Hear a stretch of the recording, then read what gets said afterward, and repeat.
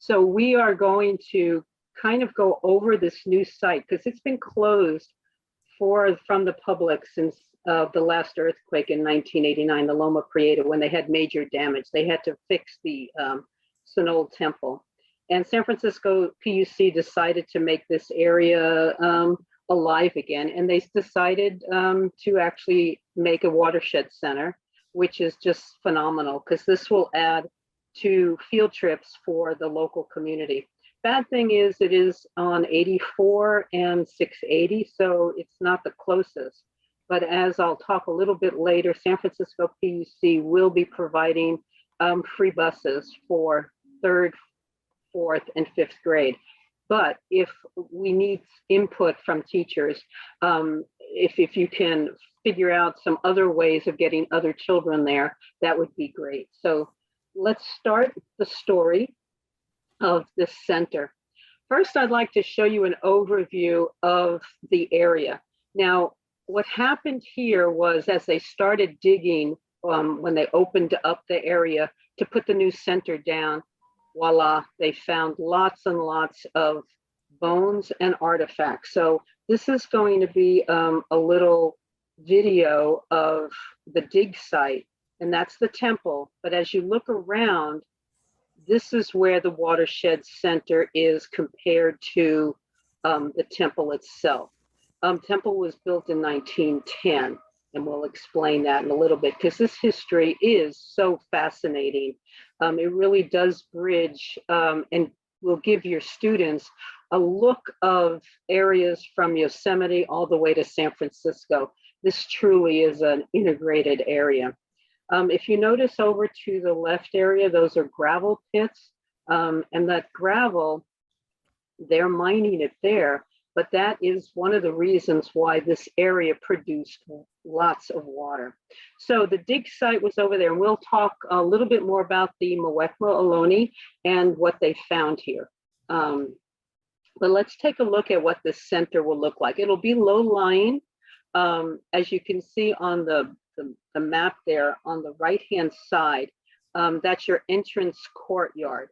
So you'd be coming in that area into an exhibit hall and history alcove. Those are basically the public would want to come because this will be open.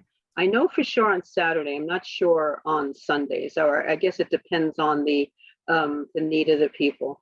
And then as you'll see, there's a classroom, and then there's a multi-purpose room that will hold up to 100 people. Then when you would get out of the multi-purpose room, there's going to be an artificial pond in that area.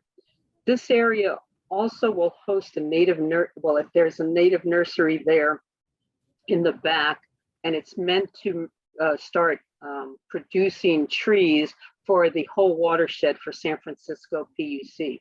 And this watershed is extensive. It's much larger than most watersheds, but they own a lot of real estate from Yosemite all the way down to the Calaveras, Cinol area, across Niles Canyon, underneath the Dumbarton Bridge, over to Crystal Springs, and then up the peninsula. So they own and part of a huge watershed. But this is the center that will celebrate not only Alameda Creek watershed, but the entire. Now, when you come in here, there will be a live rainbow trout, life in the stream. It's trying to recreate what the creek would have looked like when the Ohlone were fishing in this area. When the settlers came for the gold rush especially, they ruined basically the water system. It became too warm. And then in the 50s, when the Army Corps came in and started reconfiguring the stream to prevent flooding, that put the stamp on the poor fish to be reduced to the point where they're so rare. So this will be celebrating and looking at goals of restocking the area.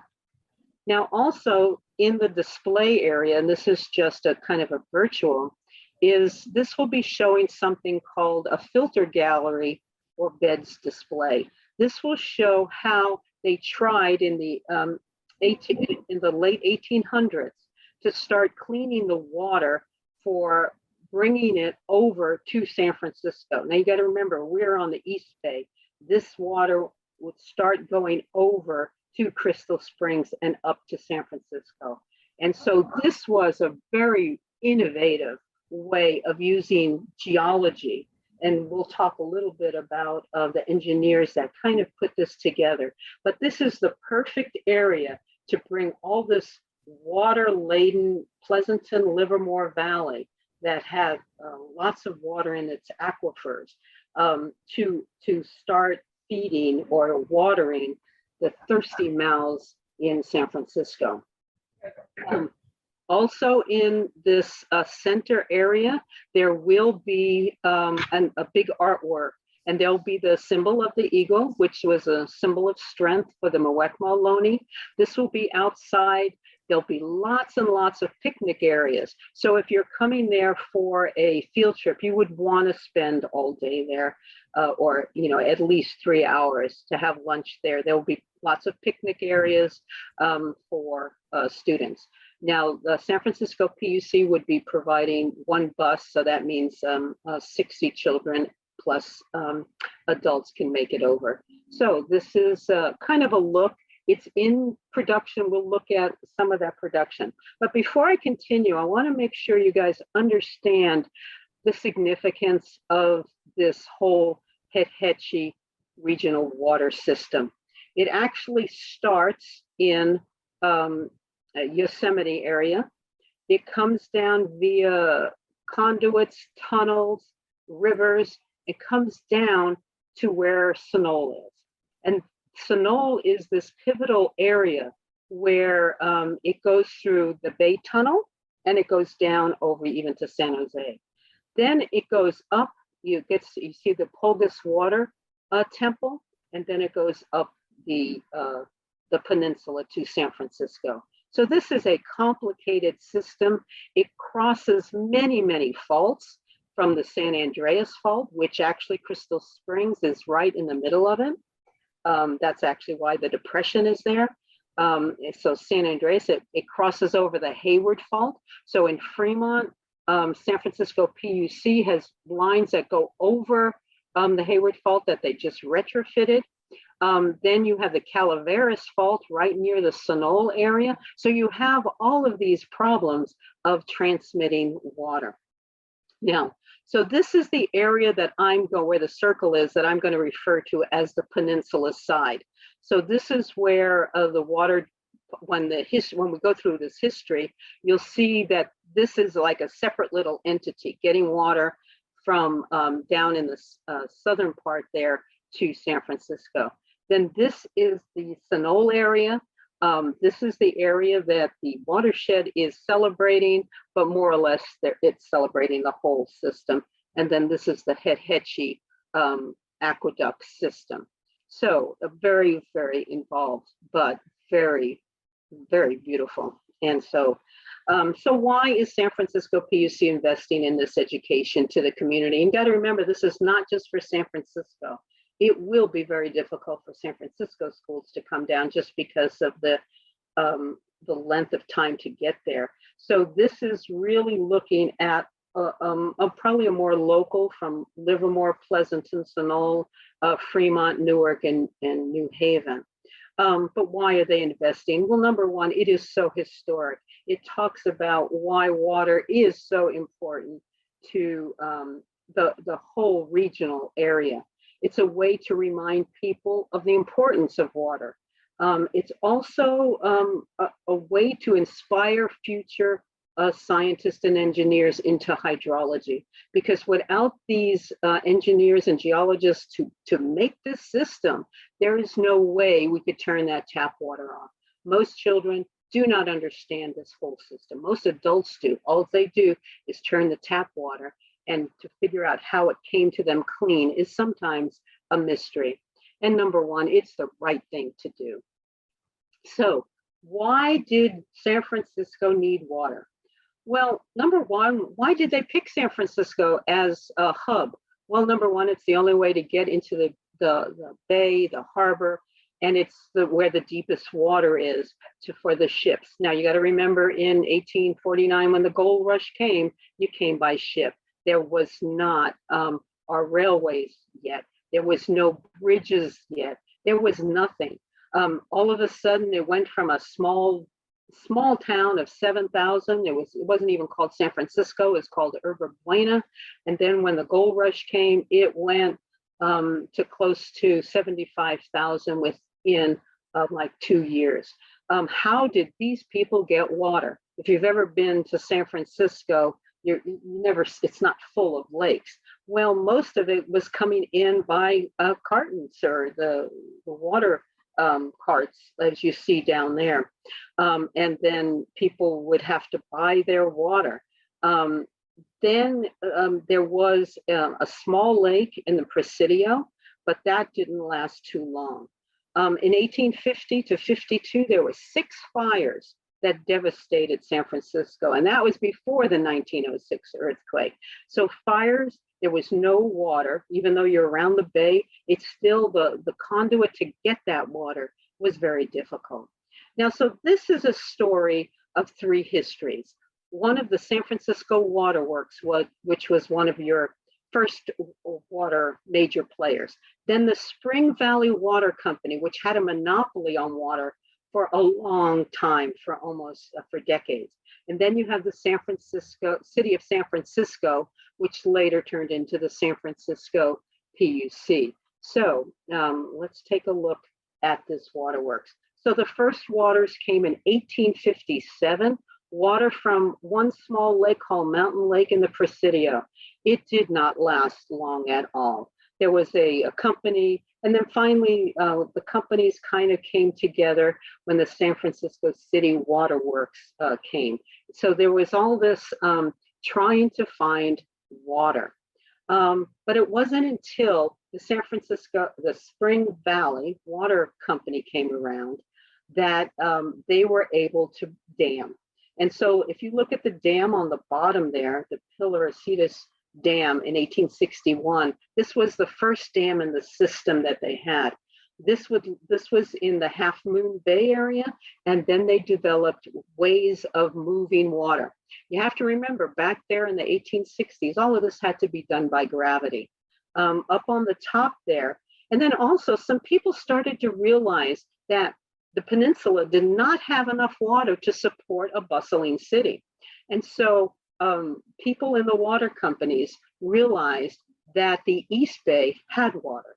And so how do you get it across? And this is where they started purchasing areas in the Cinol area. And this is one of them. The picture on the above there is part of the Vallejo flume. This was 1860. This was part of the Rancho de la Alameda, owned by the Vallejos. And that's some of their original flumes. And they realized that if they added on to this flume system, we can get this water over to the peninsula side. Now, the Spring Valley Water Company kind of bought out everybody, and they were able to make a huge amount of money. And they had a monopoly from the 1860s to the 1930s. So there was no other kind of major player, except the city of San Francisco became interested. So let's take a look a little at the San Francisco, the Spring Valley Water Company. Their engineers were just phenomenal. Now you have to remember, there was no bridges at this time. There was no huge, there was a lot of human labor, but not a lot of diesel engine labor. And so they started damming this area. And this Australian-born Herman Schulze was the major engineer, and he was able to make tunnels, dams, and he was the one that came up with the idea that it can go across the bay using pipes. Then there was another player, William Bourne. You might know him from homestake mining. He was one of the richest people in the world at this time. He was the one who owned the Fiola Mansion, but he was the chairman of the board. And he was a socialite, and he liked to celebrate things. So it was him that commissioned that Cinol water temple, which was, and I'll talk a little bit about it, but he hired Willis Polk, who was a renowned San Francisco architect, and he was the one that actually designed it. But it was the idea that Bourne wanted to celebrate this idea.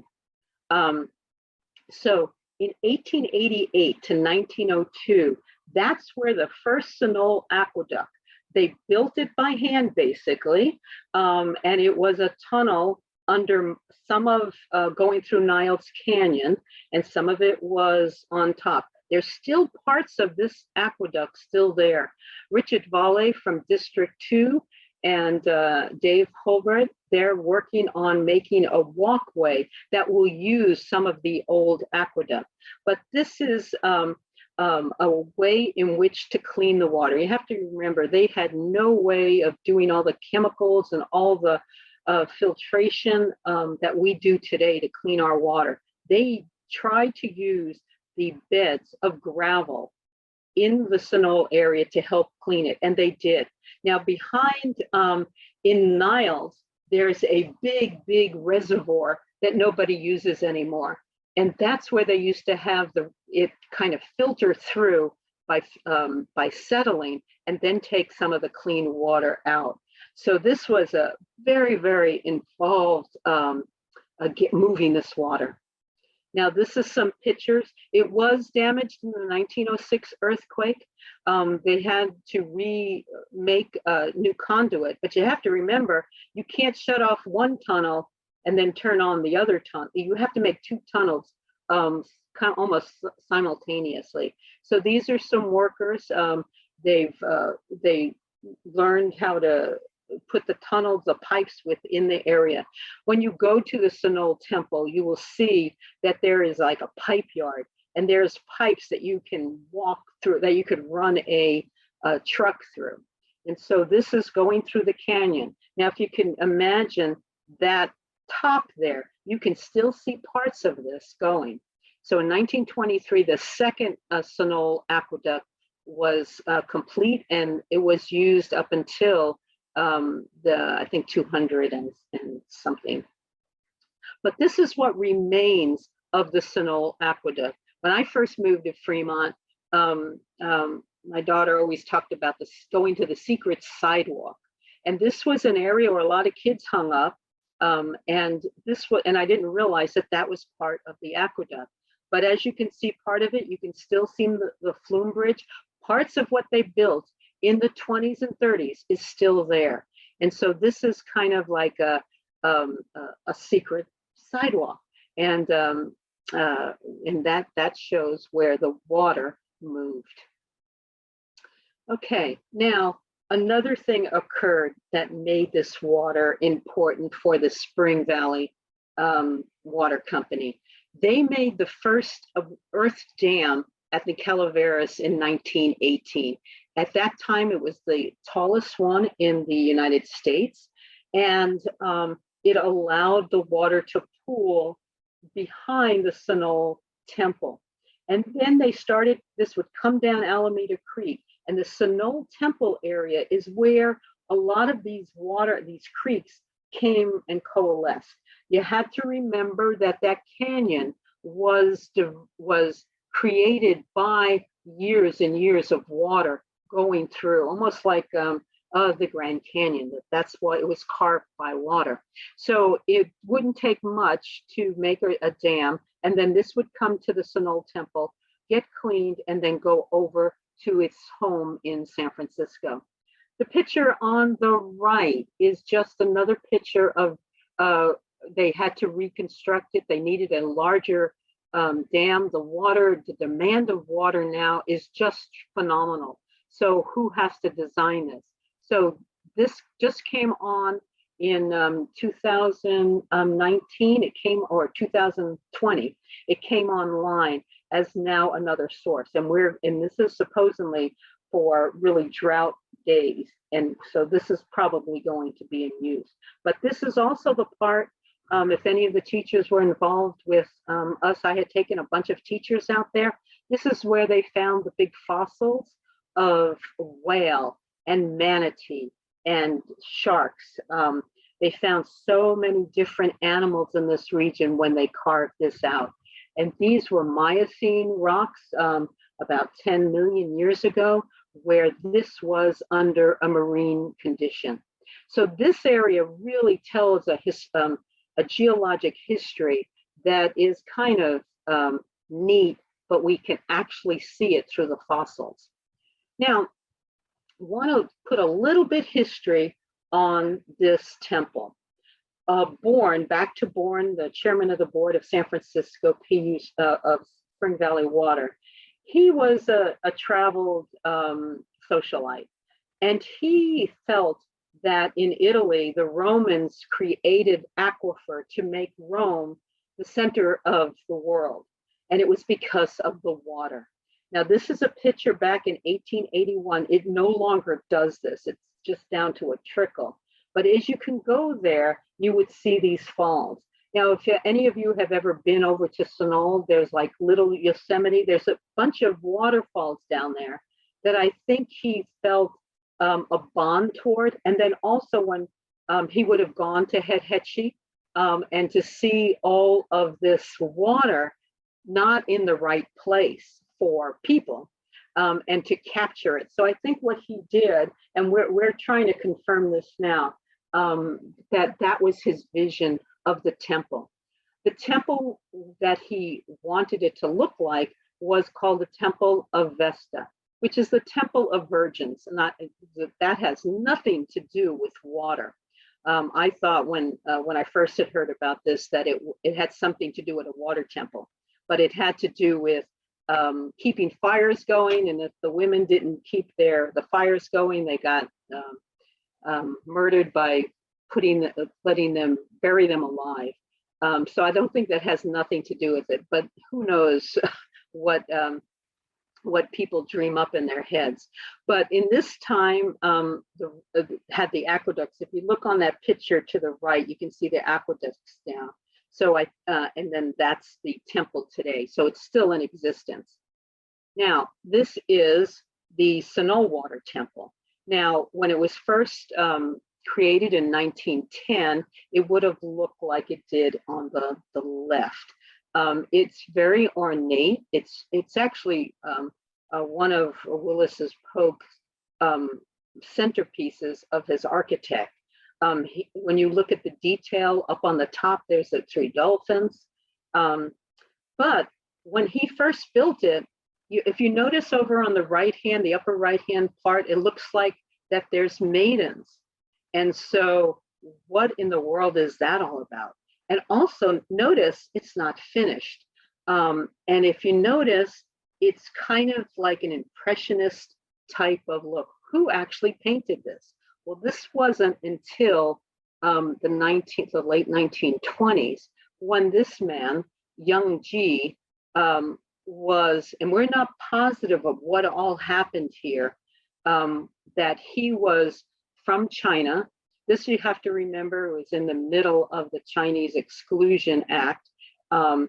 He left in the middle of it and he went over to Paris, where the Europeans were much more welcoming of Chinese American Blacks. So a lot of very creative people went over to Paris. And so this man here, Young Ji, which we think he was very, probably a lot of people were jealous of him because his artwork, which is some of the very best modern Cubism, his paintings were sold very highly. And so he was a success. So we don't know why he went to Paris, but he did and never finished the underlyings of the temple. So that's a mystery that we're trying to find out. He does have a daughter that lives in not in Italy, in New York, and I'm trying to get a hold of her to see if she might know what's going on because she's an artist herself. So let's enter the city of San Francisco as a strong player. They realized that Spring Valley, because of the monopoly, the amount of water was getting higher and higher. So this man here O'Shaughnessy was this another brilliant engineer who was able to start understanding how you can move water from Yosemite all the way down to Cinol and then across and then up to San Francisco. This was a massive project. So San Francisco was kind of doing this in the, they tried several times to get bonds. They started as early as the 1890s. They got the water rights from, you got to remember, this was Yosemite. This was a national park at the time, but they did get legislature to agree that they had the rights of the water. And so this dam was, and that was later called O'Shaughnessy Dam, is still in existence today, would not only create water, the backdrop of the water, but it would also create energy. That's why it's the San Francisco PUC. It does more than just water. So look, this is what Hetchy Valley looked like before they dammed it up. So you can see where you had all of these falls. It was an area of much opposition, especially John Muir to the Miwok Native Americans who lived in this area. But industry passed out and it was granted. So this was sunk in. So this, I want to show you this video.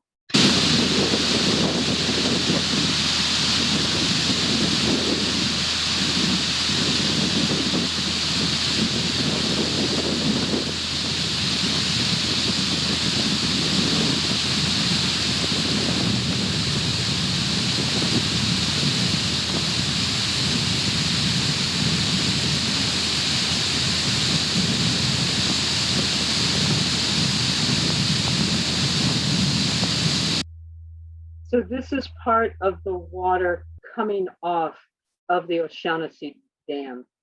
And as you can see, you can hear the energy. And this is just the outlet. This isn't part of the dam generation for the electricity, but the gravity is forcing it down, creating energy. So that is a whole science lesson in and of itself. Now, so in the 1920s to the 1930s, the need for the water intensified. And there was a battle basically between the city of San Francisco and the Spring Valley. San Francisco won out. They had the backing of its citizens. And so they bought out Spring Valley for over $40 million. At that time, it was a huge amount of money.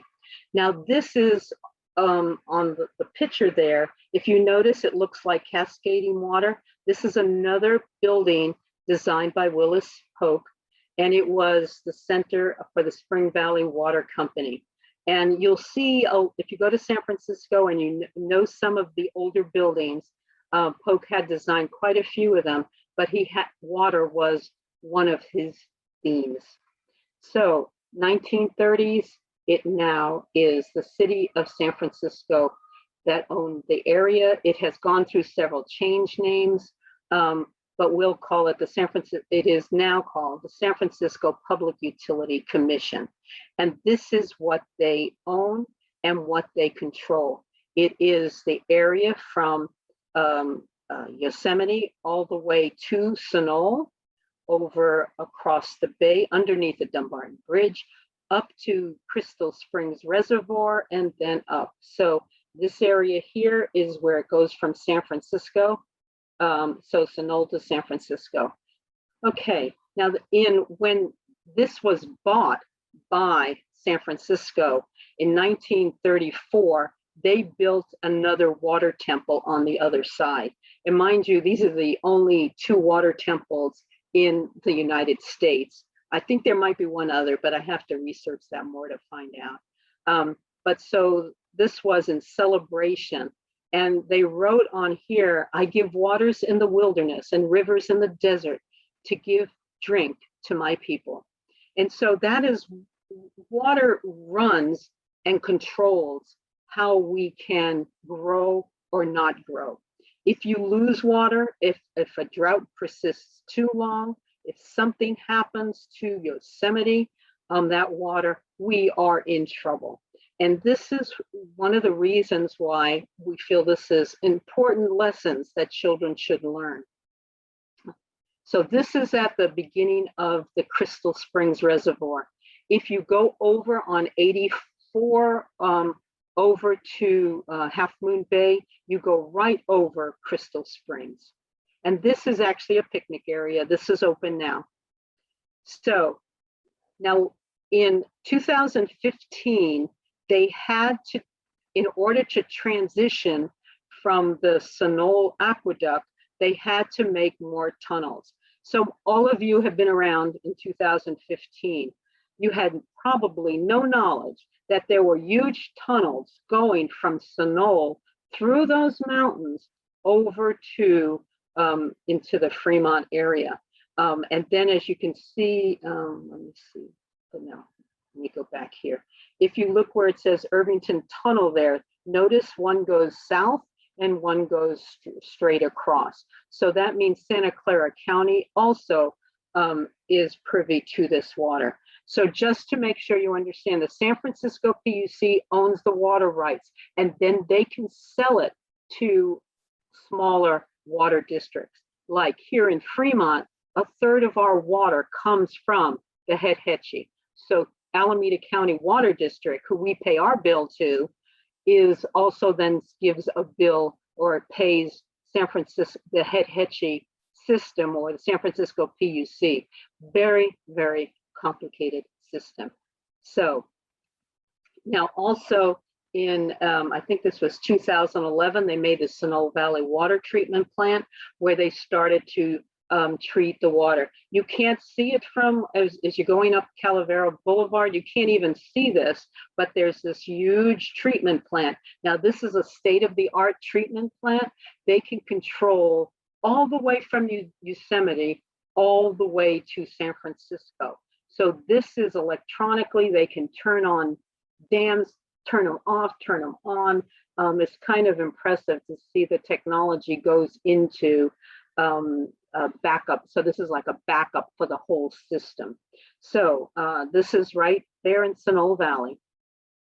Now let's go and talk a little bit about the education that is here. I want to go over, Math Science Nucleus was asked to design some of the programming for the children coming in here. They wanted to start off with 3rd, 4th, and 5th grade, mainly because that's the ages that probably would remember this for the rest of their lives. And then also because the area is still in development phases, there is a lot of water. As you'll see, going to the temple, the water is gushing. We just felt that maybe 3, 4, and 5 would be good. And it fits well into the standards, especially 3rd grade is the Muwekma Ohlone, so talking about the Native Americans in the area. 4th grade is rocks, gravel, and water. And 5th grade is when they're supposed to be learning about their local kind of water systems. So I'm going to be throwing out some of the ideas and how we plan to do this, because if you're keeping children there the whole 3 hours, or say they get off the bus, they get there by 10, they can then go look at the museum little area, then they can go get acclimated, but spend most of the time outside, and then come back in and do a hands-on lab. Of course, the Math Science Nucleus, we're interested in science education. So our area, so these will be very up to very scientific. We also want to do virtual field trips for those people that might want to learn about the area, especially if you're in San Francisco. We also want to start a high school internship, like we do over at Tulipans, where we have during the summer, we have select kids that are usually into STEM education, and we teach them, more. We also will have public tours. This place will be open to the public we know for sure Saturdays, but not sure about Sundays. There will be picnic areas, and there will be special events. Now, so let's look at grade 3, what we're kind of looking at. This area here was an occupational area. This wasn't just a burial. There's evidence, as we'll see in a little bit, of a thriving community. Now remember, the Muwekma Ohlone were here for, and this site really proves it, for over 2,000 years. They were decimated by settlers and immigrants within 2 decades, but they were in this area for 2,000 years. So the area there is kind of neat. So this is now where they're building the water center. So let's take a look at the site.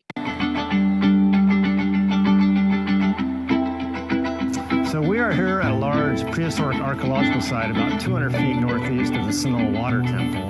And we've been out here hand excavating for about a little over a year now. We've got a large midden deposit with an abundance of fire-cracked rock, hearth features. We got human remains, burials. We got informal hearth features. We got artifacts. We got bone whistles. We have projectile points, and just an abundance of groundstone, flakestone tool, the whole assemblage for an occupation site of someplace where people were living for long periods of time, cooking, processing, and bringing back stuff they hunted and gathered and processing into the site. We have some features out here I'll show you, and we'll get a close-up of those here in a minute.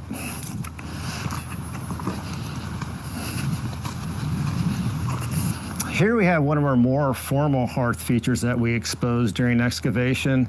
This is an actual circular pit that was dug, but we've excavated half of it out and exposed it in profile. These are all fire-cracked rocks, and they create like an oven-like feature. It's about almost 1.5 meters in diameter. And here we had this charcoal lens at the base of it, where we were having the cooking process was going on.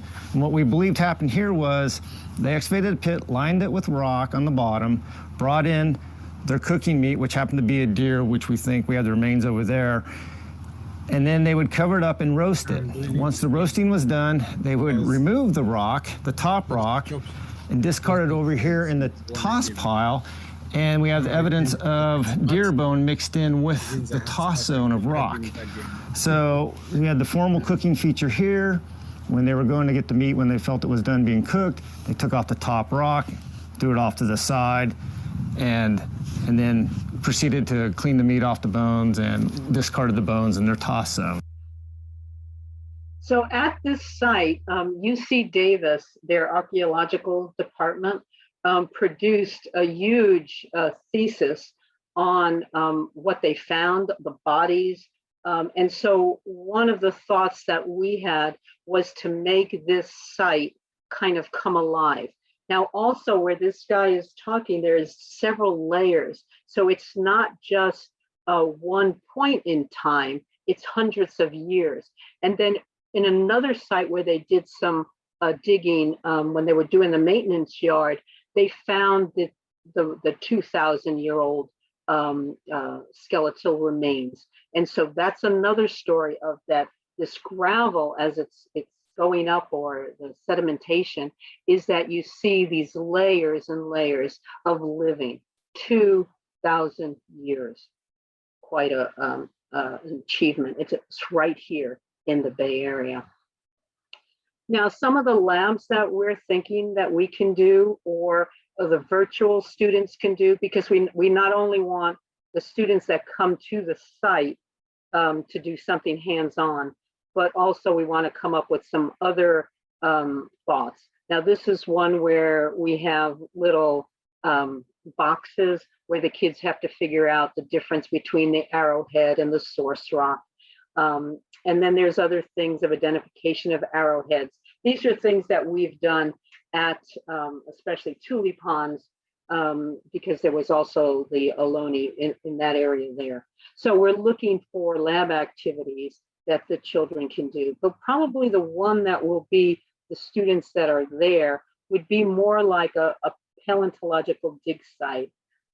We use this in our math program, where we designed, and these are just little plastic parts of dinosaur bones, and the kids have to get a caliber and figure them out. So we were thinking that we might actually create um, stones from what they found there. We're not quite sure if we're going to we would use as replicas, and the kids would have to figure out what the interpretation is. Another thing that we do at the Children's Natural History Museum is like we have a mixture of fossil shark teeth from Morocco, and the kids have to sort those out.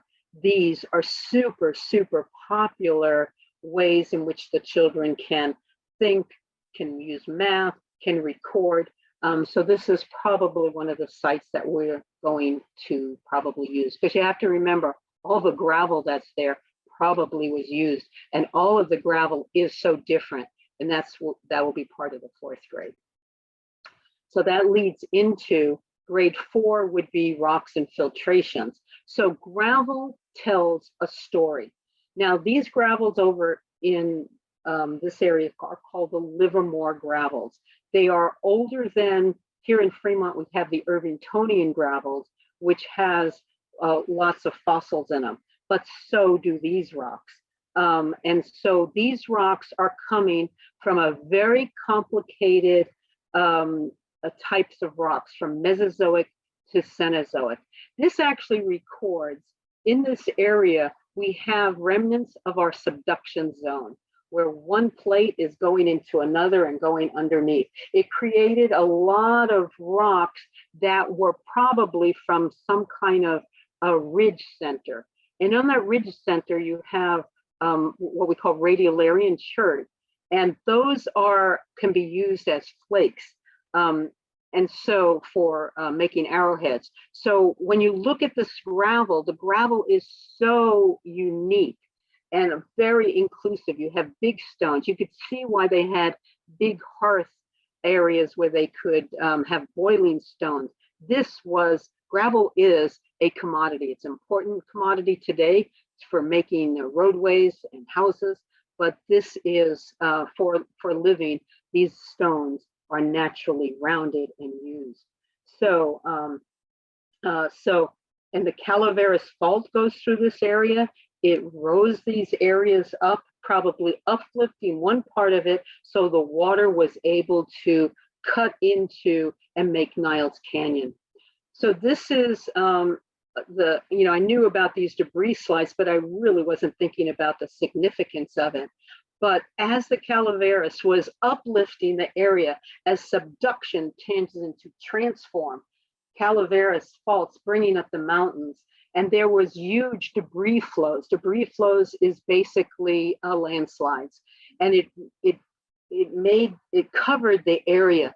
And then as the water started to come, as the gravity, water then cut Niles Canyon. So the story here geologically is kind of neat, and you can see these structures when you come to this area.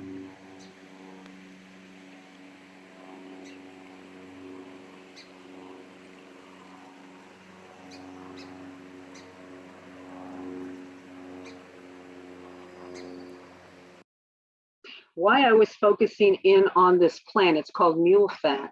This is what the Ohlones would use for the arrowhead stub. So this might be another, at Tules I have like 3 plants, but here the whole sideway, the whole riverway is full of these. So lots of good stuff that we might be able to use. Now this is just a cross section, Niles to Livermore. It shows though all those different layers are different rocks, and you could see how squished it is and how this water rolled these rocks into these round stones. And children love stones. So this definitely would be, I'm envisioning possibly getting gravel pits ourselves where the kids have to sort the different types of rocks. Because I know at both the Children's Natural History Museum and at Tule Ponds, kids love rocks. We're also looking at some pre or post lessons. This is Debbie here. This is one of our lessons here. For soil in your neighborhood, you'll get a worksheet like this from your teacher, the plain one here. You can color up the profile, the soil profile. As you explore through your neighborhood, you'll find that the top organic layer, that's the one with all the mulch. Is there any volume to it? Because I can't hear it. You get down towards the rocks. So this is one type of soil profile that you will be looking for. The second example is an experiment using a bottle. Now, if you look at these two that I already have done, your job is to get water and soil in a bottle, shake it up, and then let it sit for a while. And here is where you would draw your conclusions. So you could draw how this sediment lays out, if the big rocks are on the bottom or on the top. So if I shake this up, and then you'll have to let it rest overnight before it'll probably settle out and you'll be able to record. So here's another one that doesn't have as much dirt in it, but again, if I shake it up a bit and I let it rest, then again, we're going to record what we see right here. Now, the tricky part is, how do you get your soil into a bottle? Probably the easiest way is using a little piece of paper like this. We're going to make a little tight funnel. It's always good if you have somebody extra hands to help. See how I'm pulling it tight on one end, so one end is skinnier than the other. Oh, not quite tight enough. So you can get your paper right inside. We can loosen up the top a little bit. And then you're going to simply pour some of your soil into the bottle.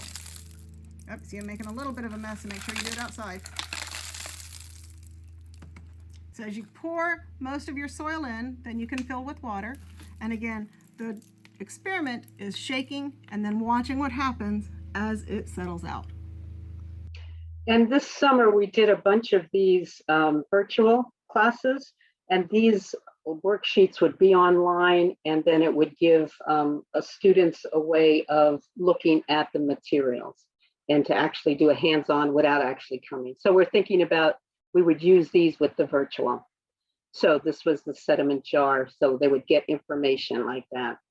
Now for the 5th grade, we're looking at the history of Cinol water temple and the need for water. So this would be more or less looking at the aqueduct, going over some of what we talked about, but really emphasizing water and how it needs to be purified.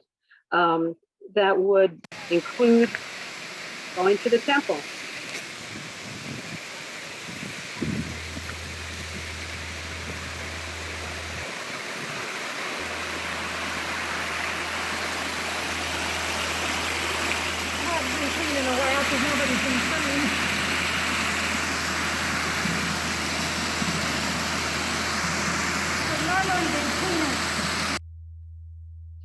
Okay, so, and this is, it gets pretty loud there, and they will be cleaning it out a little, but that algae though has lots of good stuff. So one of the things that we're thinking about doing with the kids is that we would have microscopes and they would sample water and look at it under the microscope.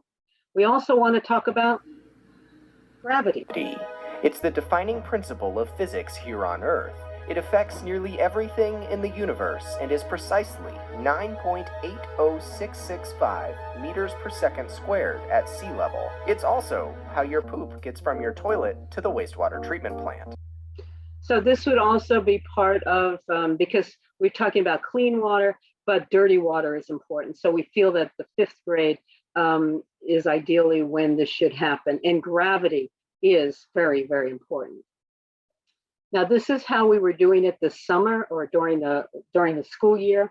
We were showing, so instead of the kids, if they didn't have a microscope, we took pictures of them, and then they had to answer questions and identify. So this worked out pretty good.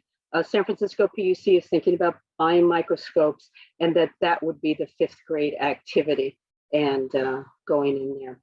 So this field trip experience, what we would like to do, and this is over at Tule Ponds, it would be a short introduction in the classroom. They will go through the exhibits area either before or after. When they get off the bus, they need to go to the bathroom. And so they would do all of that, and then they would sit down for a short, like what they're going to see. We're thinking about a storybooks and I'll show you an example of that really highlights what they're going to be seeing. Then they go for, most of the time will be outside. Then the tour will reinforce all the principles. They would have lunch, they could see the exhibits then, and then come back and do the hands-on experience in the classroom. We also have to think about rainy days and, you know, switching things around. But we would have materials where the kids can have an experience that they won't forget. Now, so our presentations, and this is what we're thinking of doing yet. Some of you guys, especially from Fremont, know about our storybooks. We have about 53 online, but these provide us a way to highlight certain things. And then when the kids go out, they seem to gravitate toward these animations. And then on the animations, all of these books are available online so that they can go home and see it again on their, even on their cell phones. We've just changed over all of them to HTML5. It was a large work by Hagos, his staff member, who had to redo all of our books. So now they're available. So now we're looking to do one for the 3rd, which would be the Ohlones, one for the 4th, which would be with the rocks, and 5th, which would be more water. So this is Giving Water a Second Chance, written by Joyce Bluford, illustrated by Augustine Salgado. I won't go through the whole thing there, but this just gives you an idea. We also would have, like, say the 4th grade is doing rocks and they don't know much about the rocks. This is a way in which they can learn about it. So we would give the teachers some of our storybooks that are important. This is our most popular online. We get millions of hits on this. Just a little song. Yo, yo, my name is Ricky. I'm a rapping rock. I'm here to tell you how I got so hot. I was under great pressure till I reached the top. I think you get the idea there.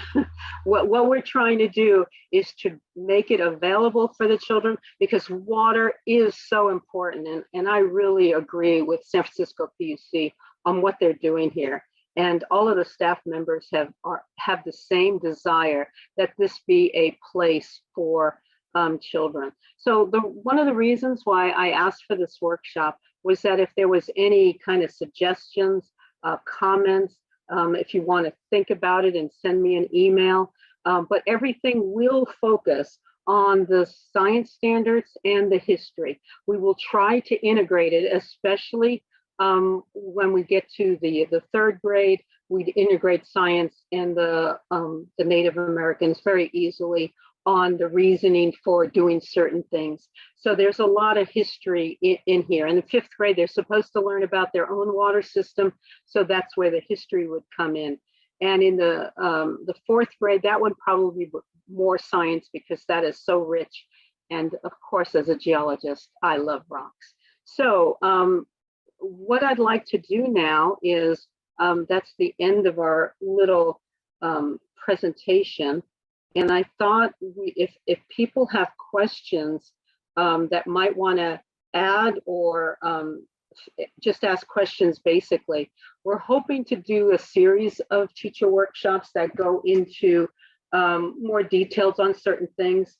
A lot of this stuff, especially the history, was new to us, since we don't live in San Francisco. But then I found out a lot of San Franciscans don't know much about their water either. So if anybody has any questions, just chime in, guys. There's 34 of you guys, or if you need to go, just leave. But I would welcome any kind of questions that you have about the system. And we have Debbie Davison, she's with us, and Karen Anderson, she's an archaeologist. So anybody got questions? Debbie or Hagos? Oh, Hagos is there too. He's our, does anybody have questions? Just chime in, guys, if you have questions. Hi, this is Jill Delaveau. Can you hear me? Yes, Jill, thank you. Okay, hi, I'm from Arroyo Seco Elementary in Livermore. Oh, great. So in the past couple of years, I've had trout in the classroom through the California Department of Fish and Wildlife. And one thing I do with my 3rd graders is we talk about the end of the unit like fish passage devices, right? And so is there any thought of adding that to the curriculum at all? Just Oh, we can easily do that because, as you know, San Francisco PUC just installed 2 new ones. So we have lots of aerials of stuff like that. I'll bring that down. That's great. Yeah, and then too, in the exhibits area, they're going to show like there's going to be a reenactment of Little Yosemite, and they're going to be showing the fish. So the exhibits part would probably add quite a bit. So they would learn about the Ohlones, but the exhibits part is part of that. Because that's why they're having the trout, and the trout will be live in the exhibits area. wow, okay. So it should be, I mean, they're still working on it, but the area looks pretty impressive to me. So, and then especially with the Little Yosemite, it would give the kids an idea of how hard it is to go up there. So Yeah, that's great. Yeah, okay. thank you. Oh, thank you. Just one of the things they're also going to have is a small river that runs along the exhibit area, and it's going to have plants that go with it, native plants from the high part of the watershed all the way down to the lower part of the watershed. So there will be moving water there as well, and plants that go along with it, and the fish. That I think the fish are going to be inside more. And I think just animals in general, like, you know, it's not just humans that rely on this watershed, but right. Yeah, good point. Good Yeah. point. Yeah, so thank you. Oh, you're welcome. Thanks for coming. Anybody else have any comments? I mean, this is, things that would fit into your units would help us kind of understand a little more how we can follow, because they're not finished yet. They're just putting the exhibits, they're working on them now. So. And I had her hand up. Go ahead. Yeah, I don't know how to raise a hand on Zoom. So Oh, don't worry, just talk. yeah, anyway, hi. I used to purchase materials and use your materials like years ago in teaching science. And do you sell or in your library, do you loan out anything, or pretty much have everything there now that you have the center? Well, we don't sell online anymore. Amazon killed us on that. So we don't do that anymore. We could not compete. But one of the things, this might be a borrowing library from this center there. That might be would that be something? Yes, that would be, yeah. And also I was thinking of a way for science, like in Livermore, you know, we have the science lab teachers in elementary and then the classroom teachers. And if the classroom teachers bring them out for the field trips, because we have so many classes, and then we were able to help follow up and do follow up, or even, you know, things before, that would be pretty great. But yes, having access or things to borrow, but no, you all have done a great job, and it's great what you're doing now. Yeah, because one of the things too that they realized that the artifacts went back to the Muwekma Ohlone, and there's so many of them because a lot of them are the gravels, and they're trying to think about like maybe they could loan them out some of the, you know, the real, because there's so many of them that might be something that we hadn't thought of that before. I'll bring that up too. Thank you. And I'd be happy, you know, if things come to mind or something this summer, or if I, you know, think of anything, because I'd be happy to, you know, look over what you're doing, or, you know, see if there's, you know. Yeah, and I think one of the things that we will do once it's open, once we can bring teachers in there without hard hats, we'll have a field trip for teachers. That's probably when you really can give a good idea. But the way San Francisco PUC works is we have to develop the curriculum before it's finished. And so this is, so we're trying to make it as broad as we can. That's why we decided not to do some of the other grades, because I don't know if a first grader can touch it, or, you know, I just don't know until I see it. So. Yeah. To go back to Fenna, we do have at the Children's Natural History Museum, we do have a small storefront still. So if there is equipment, if you get in a bind and you do need like loudspeakers or something like that, we do have that kind of equipment there. And hopefully there again at the center at Sunol, we would have the things that you would need as well. But yeah, we're always a resource for that if you need it. Okay, Gretchen, you have your hand up?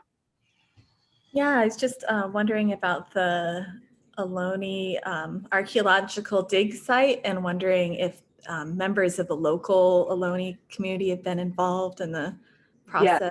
Yeah, no, that's right. They did, the San Francisco PUC works with the Muwekma Ohlone tribe, which is in that area. So there's lots of Native Americans that live in Pleasant. They live around that area and never really left. So they have been involved all throughout the whole thing. It was mainly the Muwekma that was, if you saw people there, they were mainly of Muwekma descent.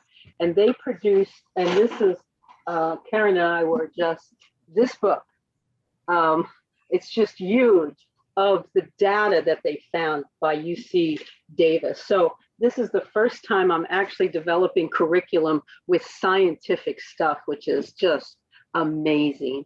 And then we're hoping they're the ones that picked the artwork for the eagle. They're the ones that are going to be doing displays and events. So, and San Francisco PUC is even thinking about giving them like a section that they are part of the tours and part of them. Karen and I and Debbie went out with them, and they are so excited about being involved because they're still here. So, Thank you. oh, you're welcome. Lisa, let's see, are you there? You can ask to unmute. Lisa, you there? Did you have a question? Yes, I'm here. Thanks. So I am a classroom teacher, a high school classroom teacher of AP Environmental Science. And just the content is great for high school level kids. I was wondering if there's any thought to having tours or programs geared towards such students for high school kids? Well, for high school, see, that's where high school kids never seem to be able to do field trips. So the only thing we were thinking about was doing like we do at Tulipans, where they're part of an intern program. But it could be like they might be willing to, even fund a teacher to work with kids on a weekly basis or something. So there could be some. So if you can give us some ideas on how they can be part of it, and then I guess too, if teachers want to give them homework assignments that they can go out there on. Because there will be naturalists there on Saturday, but not necessarily Sunday, as I've heard. So, Okay, thank you. Yeah, great. So is there anybody else? Okay, I think we have any other comments? Yeah, I just had one other suggestion. It's Jill again. And I'm a science specialist at Arroyo Seco, so I have first through third grade. Another thing to consider, I don't know if you've considered adding this to the exhibit at all, is just how drought affects the watershed. It's become a way of life here in California, and I think we need to get more tuned into that, especially I think it's important at a younger age to realize how that affects just. Yeah, I don't know. See, we're only involved in the curriculum. I will ask that. That's a really good question, because I know I asked them, I said, you do have a big topographic map where the kids can touch, and they didn't. So now they're getting it. So I will bring that up to Amy. I don't know if she's watching, but that's actually a really good question. And I don't know, because the museum people are different than us. And right. So that's a good question. Yeah. Okay. Thank you. Yeah. Thank you. Yeah. Yeah.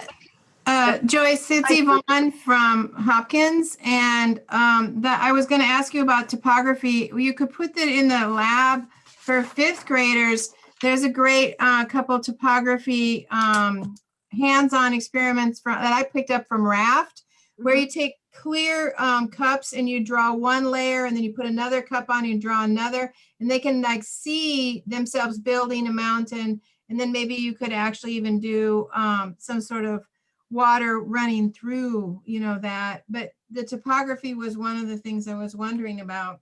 Okay. What's the time frame? I don't know how. Time frame, it will be opened in 22.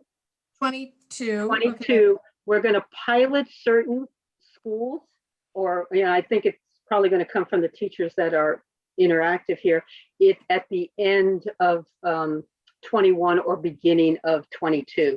And then Yeah. by spring of 22, that I think they'll be taking. And these will be free for people, or I'm not sure how they're doing all that. That's going to be And there. then the other idea I had, because I've been playing around with Mbari, and there's Hopkins is going to have their name on a float that's out in the ocean. And so I was thinking maybe you could have eventually, they could have some sort of like you've had for the catalog for the creek, and the kids could zoom in and pick things out to create a report at the junior high level or at the high school report and say, well, what is this data? Show me.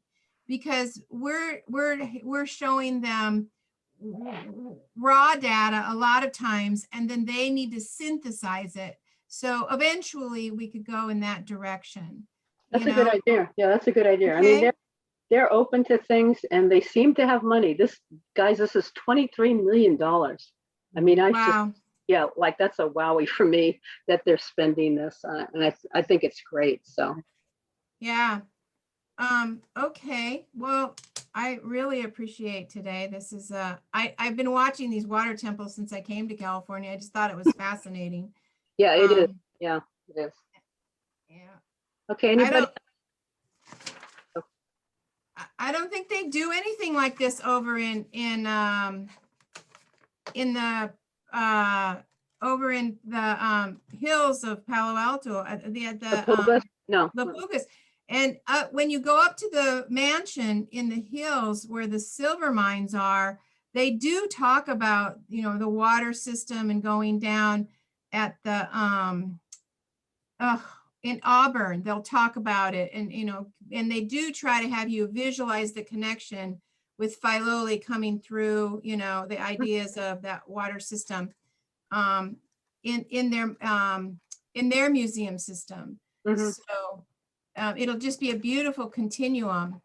Yeah, no, I think it's great too. Exciting. Okay, yeah, thank you guys. Okay, thank you. And so it's past 4 o'clock, so I'll let you guys go to whatever you need to do. So thank you guys.